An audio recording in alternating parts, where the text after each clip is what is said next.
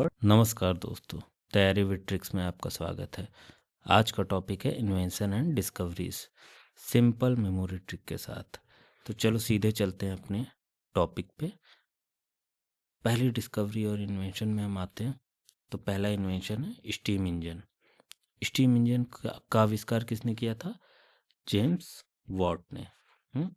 अब इसको सिंपल याद करने का तरीका है कि वाटर से स्टीम बनती है ना। और कौन से वाटर से? तो जलते हुए पानी से बनती है। जब पानी जलेगा तभी तो उसमें से स्टीम निकलेगी। तो जलते हुए पानी से स्टीम बनती है। सिंपल है। तो अगर हम जलते का JA पकड़े और वाटर का WAT पकड़े तो बन गया जेम्स वॉट। बन गया ना। जलते से जेम्स और वाटर से वॉट। क्या बनी? स्टीम बनी। मीन्स स्टीम इंजन की खोज जेम्स वॉट ने की थी। अब आओ आगे चलते हैं। डायनामाइट। तो डायनामाइट का आविष्कार किसने किया? तो अल्फ्रेड नोबेल ने। अब इसके लिए सिंपल सा सेंटेंस याद रखना है। डायना के सारे दोस्तों को नोबेल प्राइज मिला था। या ये कह सकते हैं Diana all friend got Nobel. तो डायना से हो गया डायनामाइट, ऑल फ्रेंड से हो गया ऑल्फ्रेड, नोबेल से हो गया नोबेल। मीन्स डायनामाइट का आविष्कार किसने किया था? अल्फ्रेड नोबेल ने। सिंपल। आगे चलो। अब इलेक्ट्रिक मोटर। तो इलेक्ट्रिक मोटर किसके द्वारा इन्वेंट की गई थी? माइकल फैराडे के द्वारा। अब देखो, जब भी इलेक्ट्रिक आए तो तुम्हें इसमें ट्रिक याद रखनी है। ट्रिक आ रही ना इलेक्ट्रिक में। ट्रिक का मतलब क्या होता है? तो ट्रिक का मतलब होता है, कह सकते हैं ना, ट्रिक दिखाते हैं, जादू दिखाते हैं, उसको हम फ्रॉड भी कहते हैं ना, जो आंखों का धोखा हुआ। तो हम कह सकते हैं ट्रिक का मीन्स फ्रॉड भी एक तरह से होता है। तो ट्रिक से बना इलेक्ट्रिक और फ्रॉड से बना फ्राइडे। मीन्स इलेक्ट्रिक मोटर जब भी आए तो तुम्हें याद रखनी ट्रिक इसमें आ रही है। ट्रिक से बना फ्रॉड और फ्रॉड से बना फ्राइडे। मीन्स इलेक्ट्रिक मोटर की खोज किसने की थी? माइकल फ्राइडे ने। सिंपल था। आओ आगे देखते हैं। Atomic bomb. तो एटॉमिक बम या परमाणु बम किसने बनाया था? जे रॉबर्ट ओपेनहाइमर ने। सिंपल है। क्या कहा? एटॉमिक बम किसने इन्वेंट किया था? तो रॉबर्ट ओपेनहाइमर ने। अब इसकी सिंपल सी ट्रिक है कि अगर हम ओपन को पकड़े, ओपेनहाइमर के, तो क्या होता है कि एटॉमिक बम तब फटता है जब उसके एटम खुल जाते हैं। मतलब जब फटता है तो उसके सारे एटम खुल जाते हैं, तभी तो फटता है, तभी धमाका होता है ना। तो मीन्स अगर हम ओपन को पकड़ ले, ओपेनहाइमर के, तो ओपन द एटम, जैसे ही एटम खुले वैसे ही एटॉमिक बम का विस्फोट हो गया। Means open the atom means atom bomb. यही होता है ना। तो मीन्स ओपन द एटम, जब भी एटम बम आए तो तुमको याद रखना है कि ये कैसे फटेगा। जब एटम ओपन होगा, ओपन क्या होगा? एटम। ठीक है, तो एटॉमिक बम फट जाएगा। तो यहाँ के ओपन से हम पकड़ लेंगे ओपेनहाइमर। सिंपल है। जब भी ऑप्शन में ओपेनहाइमर आए मार देना टिक, सही रहेगा हमेशा। सिंपल। आओ आगे देखते हैं। अब देखो हाइड्रोजन बम आ गया। तो हाइड्रोजन बम एडवर्ड टेलर ने इन्वेंट किया था। अब कैसे याद रहेगा? तो अभी हमने कहा एटम बम जो था, एटम बम को क्या याद किया था कि ओपन द एटम, यही याद किया था ना। एटम खुलते साथ फट जाता है, तो एटॉमिक बम यही याद किया था। मीन्स ओपेनहाइमर ने खोजा था। सिंपल था। अब देखो हाइड्रोजन बम जो होता है वो एटॉमिक बम से ज़्यादा इम्पैक्टफुल होता है, ज़्यादा खतरनाक भी होता है और इसकी एरिया भी ज़्यादा कवर करता है। मीन्स एटम बम से हाइड्रोजन बम साइज में भी ज़्यादा टॉल है। सिंपल। टॉल दिख रहा है तुमको? एटम बम इम्पैक्टफुल भी कम है, एटॉमिक बम, हाइड्रोजन बम ज़्यादा है, तो साइज में भी बड़ा है। मीन्स हाइड्रोजन बम हमेशा टॉलर होगा एटम बम से। ये तुम्हें याद रखना है बस, और कुछ नहीं। तो टॉलर से हो गया एडवर्ड टेलर। सिंपल। चलो आगे चलते हैं। टेलीफोन। टेलीफोन किसने इन्वेंट किया था? तो अलेक्जेंडर ग्राहम बेल। तो ये तो सिंपल है, टेलीफोन में बेल बजती है तो बेल से हो गया ग्राहम बेल। कभी नहीं भूलोगे। अब आगे देखते हैं। अब रेडियो, रेडियो गुग्लिमो मार्कोनी ने इन्वेंट किया था या बनाया था कह सकते हैं। अब ये कैसे याद रहेगा? तो बस एक चीज़ याद रखनी है कि तुम्हारे पास रेडियो है जिस पर रेड मार्क है, रेड मार्क ऑन रेडियो। एक रेडियो तुम्हारे पास है जो कि कभी ना कभी हर किसी के घर में था, जिसमें क्या है, एक रेड मार्क है। तो रेड मार्क से हो गया, रेड से हो गया रेडियो, मार्क से हो गया मार्कोनी। सिंपल। या बस तुम इतना याद रखो कि तुम्हारे रेडियो में रेड मार्क है, तो मार्क से हो गया मार्कोनी। जब भी आएगा तो मार दोगे। सिंपल। अब आगे देखते हैं। टेलीविज़न, टेलीविज़न किसने बनाया था? जॉन लॉगी बेयर्ड ने। सिंपल, जॉन लॉगी बेयर्ड। तो अब देखो, जब भी टेलीविज़न आए क्वेश्चन में तो तुम्हें यहाँ से विज़न देखना है, और जब विज़न आए तो तुम्हें याद रखना है bird vision, bird vision. Simple है। Vision means bird vision. Bird vision किसको कहते हैं? जो 360 कैमरा लगा होता है कार में, जो ऊपर से देखता है उसको बर्ड विज़न कहते हैं। याद है ना? सभी को पता होगा 360 कैमरा अब हर कार में आ रहा है, तो उस विज़न को क्या बोलते हैं? हम बर्ड विज़न बोलते हैं। तो जब भी विज़न आए, टेलीविज़न, टेली में विज़न आ रहा है तो तुम्हें याद रखना है 360 विज़न मीन्स बर्ड विज़न। तो बर्ड से हो गया जॉन लॉगी बेयर्ड। सिंपल था। अब आगे देखते हैं। अब स्मॉल पॉक्स वैक्सीन किसने बनाई? एडवर्ड जेनर ने। चेचक का टीका जिसको बोलते हैं। अब इसकी क्या ट्रिक है? तो इसकी बहुत सिंपल ट्रिक है, और ये बहुत इंपॉर्टेंट भी है क्योंकि पहली वैक्सीन भी एडवर्ड जेनर ने ही बनाई थी, जो कि स्मॉल पॉक्स वैक्सीन थी। तो कैसे याद रहेगा? तो हमें बस एक लाइन याद रखनी है कि small Jenny got her first vaccine.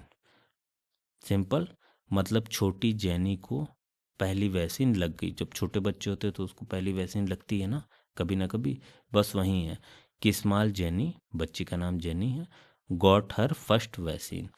तो स्मॉल से हो गया स्मॉल पॉक्स, जेनी से हो गया एडवर्ड जेनर। सिंपल।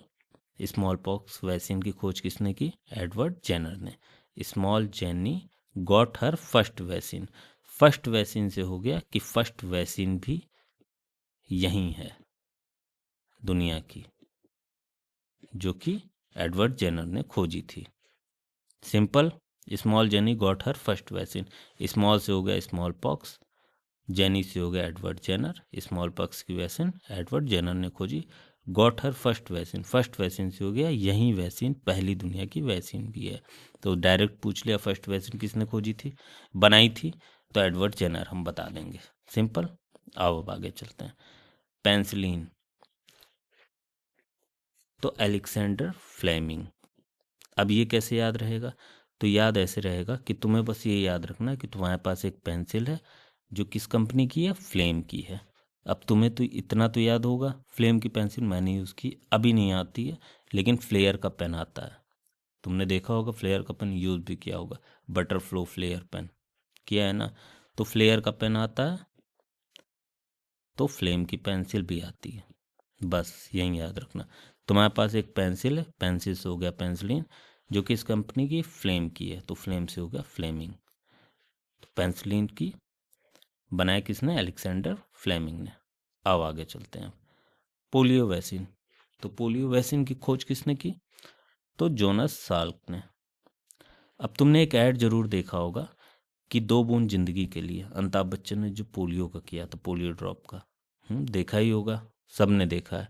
तो बस तुम्हें ये याद रखना है कि 2 सॉल्टी बूंद जिंदगी के लिए। अब तुम्हें ये तो पता है कि ये ऐड जो है वो पोलियो वैक्सीन का है, तुम्हें बस सॉल्टी लगा देना। सॉल्टी लगाने से क्या होगा? सॉल्क बन जाएगा। सिंपल।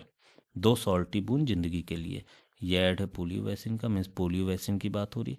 सॉल्टी से हो गया सॉल्क, जोनस सॉल्क ने खोजी। सिंपल। आओ अब आ गया इंसुलिन।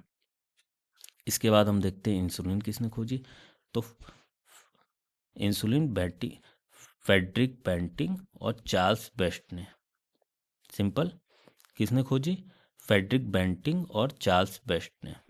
अब तुम्हें याद रखना होगा, या हिंदी में पूरा नहीं लिखा, इसे लिख लेना सिंपल। तो insulin is best to ban sugar in blood. Insulin करती क्या है बॉडी में? इंसुलिन शुगर कंट्रोल करती है, ग्लूकोज को ग्लाइकोजन में कन्वर्ट करती है, लीवर में स्टोर करती है फैट, मतलब जो एक्स्ट्रा शुगर है बॉडी में उसको कंट्रोल कौन करती है? इंसुलिन करती है ना। मीन्स ये भी हम कह सकते हैं कि insulin is best to ban sugar in blood. Ban भी करती नहीं, लेकिन इतना हमको याद रखना है, insulin is best to ban sugar in blood. क्या कहा कि इंसुलिन कंट्रोल करती है, तो हमें ये याद रखना है इंसुलिन जब भी डायबिटीज़ होता है, बढ़ जाता है, तो उनको इंसुलिन का इंजेक्शन दिया जाता है ताकि शुगर कंट्रोल में रहे। होता है ना ऐसा? तो मीन्स हमें एक पॉइंट याद रखना, ये तो पता है कि इंसुलिन ही शुगर को कंट्रोल करती है, और वहीं बेस्ट तरीका भी है। तो हम कह सकते हैं कि insulin is best to ban sugar in blood. Simple. Best से हो गया चार्ल्स बेस्ट, और बैन से हो गया बेंटिंग। ओके। और इंसुलिन की खोज जो की वो हो गया इंसुलिन से। Insulin is best to ban, Best से हो गया Charles Best, to ban, ban से हो गया Frederick Banting, sugar in blood. बस ये लाइन याद रखनी है, दोनों याद हो जाएगा, हमेशा के लिए हो जाएगा। आओ चलते हैं अब आगे। ब्लड सर्कुलेशन, तो विलियम हार्वे ने इसकी खोज की। अब इसका तो सिंपल है, तो हर वेन में या हर वेन से ब्लड सर्कुलेट होता है ना। तो हर वेन से ब्लड सर्कुलेट होता है, मतलब सारी नसों से ब्लड सर्कुलेट होता है। हर वेन का मतलब यही हुआ।